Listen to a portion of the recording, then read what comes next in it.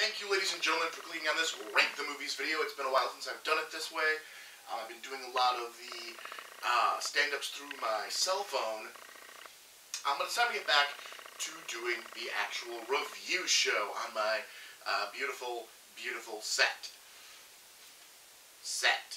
Alright, so we just finished talking. It's been a while since I've shot one of these. I can't remember what my last topic was. Video game movies?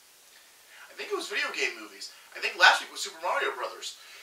This is not a great way to start this video, but you know what? I'm going to do it anyways. For those of you who don't realize that I shoot these super in advance, I do. These are shot way in advance, so,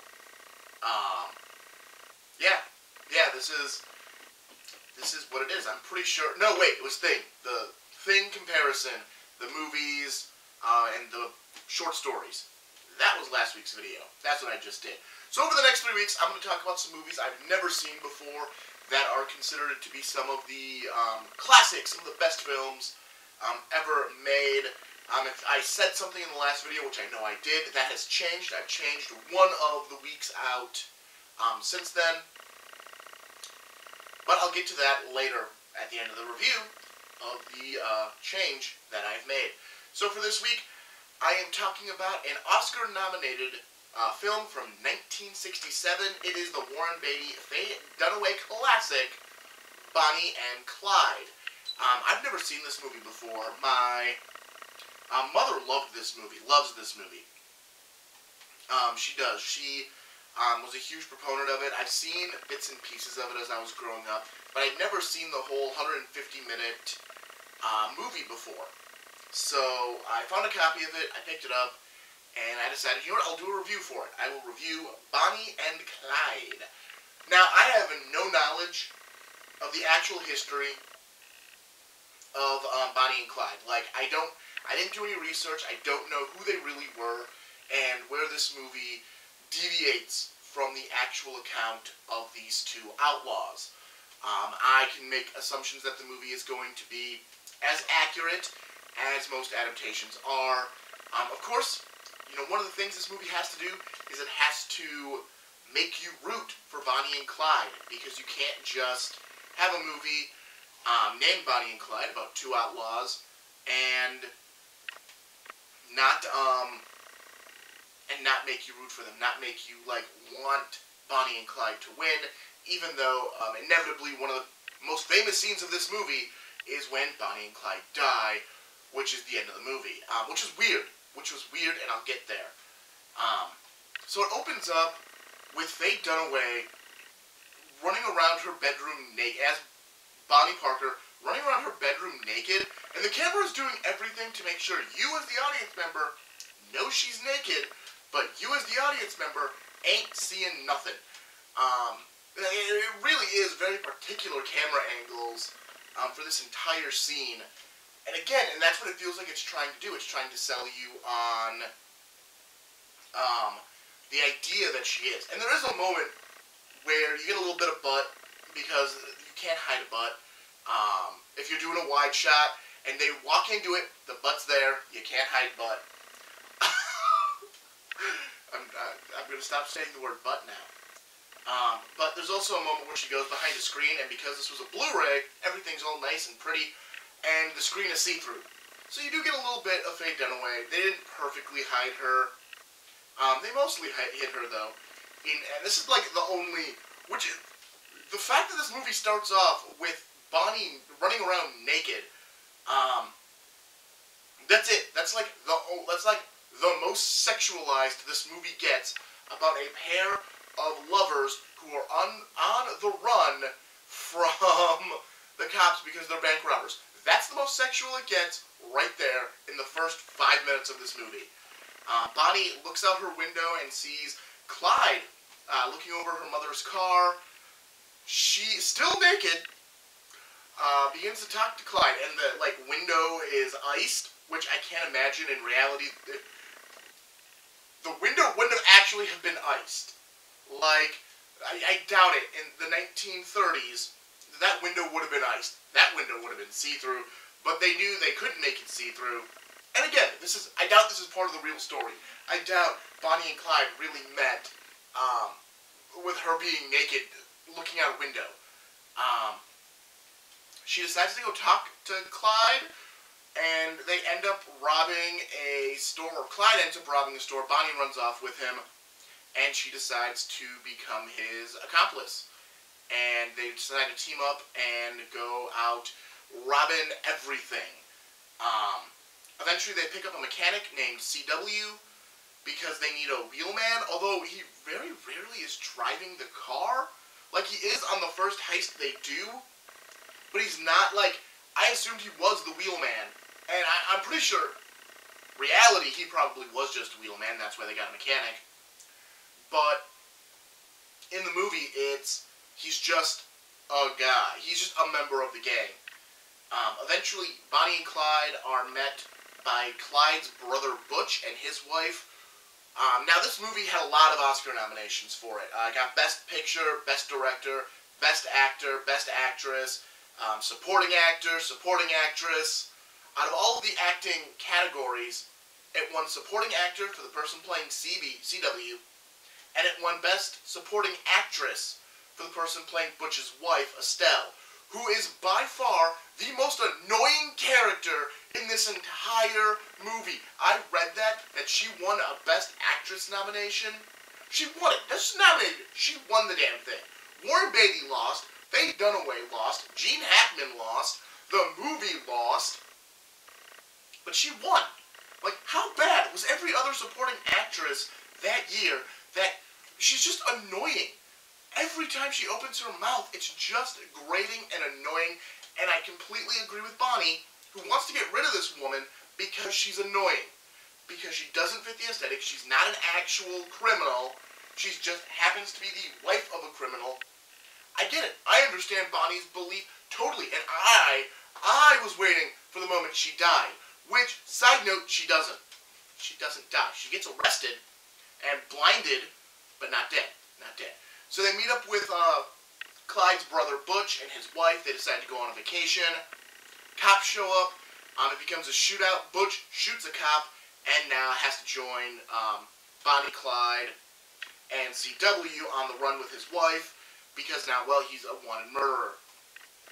They continue to rob banks and become famous. There's a scene where Texas Ranger shows up in Missouri, and they pick on the ranger, and then he gets away. And this is apparently a very important scene for the end of this movie, but it was kind of a nothing scene. It was kind of a throwaway scene, but this is a really important scene. Hindsight tells me this scene was important. Watching this movie tells me this scene was not important. The guy playing the sheriff doesn't even say anything. Like, it just looks like he's a non-speaking character. And then he shows back up, and it took me a minute. It took, like, luckily the movie did, like, say it pretty quickly that he was the ranger that they picked on. So at least it knew that much that it had to make this statement. But I feel like, because we saw no aftermath, because they end up handcuffing him, and they take photos of, like, Bonnie and Clyde, like, acting friendly with him, like he's, like, a member of the gang, and then they let him go. You don't see the repercussions of it. Like, you find out that the photos got printed, but you don't, like, see what happens to this guy to lead us to the end, because he is still a Texas Ranger, and I'm not 100% sure they went back to Texas. The last state I saw them go into was Oklahoma. So I just making the assumption the rest of this movie takes place in Oklahoma, but this movie has no timeline. Like, I'm not exactly sure how long Bonnie and Clyde were doing their stuff, but this movie, like, it makes it seem like it's a very truncated amount of time, but at the same time, it's not. Like, they just are skipping forward to moments. But eventually, somebody realizes that they're staying at a hotel somewhere, I'm guessing Oklahoma. There's a shootout. Butch gets shot in the head, but doesn't die right away. His wife gets shot in one of her eyes, which apparently blinds her in both of them. They drive off. They stabilize Butch, and the next day they are shot at again. And this is where Butch dies, and his wife is arrested. So, which again, it's like, well, why didn't they just get written off? Like, again, if you're following history, that's fine, that's cool. But why did we need this other scene? Like, why could Butch have just died the night before and his wife not get in the vehicle and just get arrested? Like, there. Like, this whole scene is, the only reason it's necessary is because Bonnie and Clyde also get shot. But you could have had them get, again, you could have had them get shot the night before. I'm just saying, these two scenes could have been connected together, and then we might have gotten a little more, because this sheriff was supposed to be our villain. I would have liked to have seen more of him in the movie, so we knew he was our villain. Again, villain being the idea that Bonnie and Clyde are the heroes. So, Bonnie and Clyde go to CW's father's house. CW's father eventually rats them out to the cops to give CW a lesser sentence, and Bonnie and Clyde are shot to death because arresting them was not an option. It's just weird, because they don't even try. They don't even try to arrest Bonnie and Clyde. They just shoot the crap out of them. Like, they are muddled with bullets. And again, I'm talking, history has its own, like, again, I'm not sure how historically accurate this movie is. I'm not sure how historically accurate it can be, since CW is the only person that really makes it out who can, well, I guess the wife, Butch's wife, are the only ones who make it out who can tell the story. But that's just it. They're just riddled with bullets, and that's the end of the movie. We don't get anything telling us what happened to the wife and CW. We don't get anything else. It's just the end. It's not a bad movie. I mean, Warren Beatty, Faye Dunaway, Gene Hackman, Gene Wilder has a cameo in this movie. I mean, this is before anyone gave a damn who Gene Wilder was. But he does show up. He has a couple of scenes. He's pretty good. You find out he's an Undertaker, and they kick him out of the car because they don't want an Undertaker with them. Yeah, overall, it's not a bad movie. I enjoyed it. I have problems with it. One, because it's a 60s movie. And it's like anything else, the way we make movies now is vastly different from the way they made movies back in the 60s. Because this movie just starts. And I've said that about other films where it has no build-up. It just starts.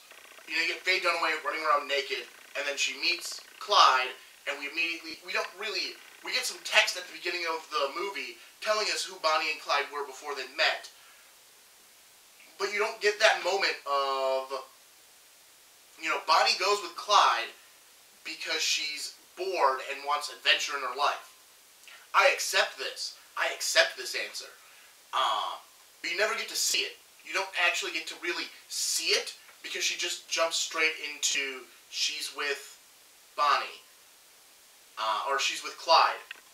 Also, there's this weird thing, and again, I don't know if this is historically accurate or not. I don't know who would have lived, who would have known it was historically accurate. But apparently, Clyde doesn't sex. Bonnie tries making out with him after the first robbery, and he's like, I'm no lover boy. And then they make out in a hotel room, and he's like, I told you I was no lover boy. And then they finally have sex in a field right before they're gunned down. Like, it makes it a point that these two weren't sexually active because of Clyde couldn't perform. And they never give definition as to why Clyde can't perform. They never give any reason why this is important that Clyde can't perform. And I have no idea if it's because historically Clyde couldn't perform. But then I ask the question, who knew Clyde couldn't perform? Other than Bonnie, and Bonnie was dead. So I ask these questions, because there's a weird part of this movie that keeps getting brought up, and keeps getting brought up, and keeps getting brought up. And because there's no conclusion on it, you're just sitting there going, why did we bring this up 8 times? Yeah, I got a very Natural Born Killers vibe off of this movie. And of course, I've seen Natural Born Killers. I saw that before I watched Bonnie and Clyde. I've seen it years ago. Definitely Oliver Stone, Quentin Tarantino were trying to make a modern-day Bonnie and Clyde. And I think that's a fairly obvious statement with that movie, is that they were trying to make a modern-day Bonnie and Clyde with Mickey and Mallory. And yeah, so that's... And honestly, because I've seen Natural Born Killers, that's where I pieced together some of the stuff. Like, oh, she has to be not happy with her life, because Mallory wasn't happy with her life, and this is basically the same story. Which is weird. I'm sure in 1967 this was a really, like, original piece, but watching it for the first time in 2022, it's not. It's super predictable. Like, and again, and it's not because this is based on historical events, and I knew the events. This is solely based on, I've seen these kind of movies, and this is how these movies play out. Yeah, overall, it's not a bad movie. Again, Gene Hackman, Warren Beatty, Faye Dunaway, they give great performances. But, yeah, it's not one I'm going to go out of my way to watch again. I enjoyed it. I wasn't totally bored by it. There are some points that kind of drag. This movie could have been an hour and a half, and it could have worked instead of an hour and 50. But yeah, no, if you want to check out Bonnie and Clyde. Alright, so, next week, in my last video, the Thing series, franchise, comparisons, I said I was going to do Dune and Dune, the David Lynch Dune versus the new Dune.